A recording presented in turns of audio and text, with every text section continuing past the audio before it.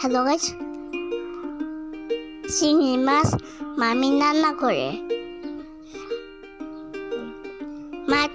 মাটির হাঁড়িতে।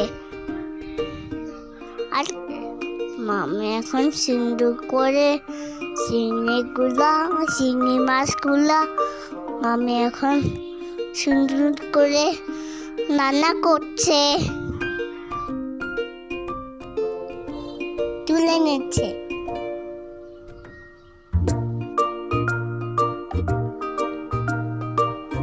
Subscribe comment করে জানিয়ে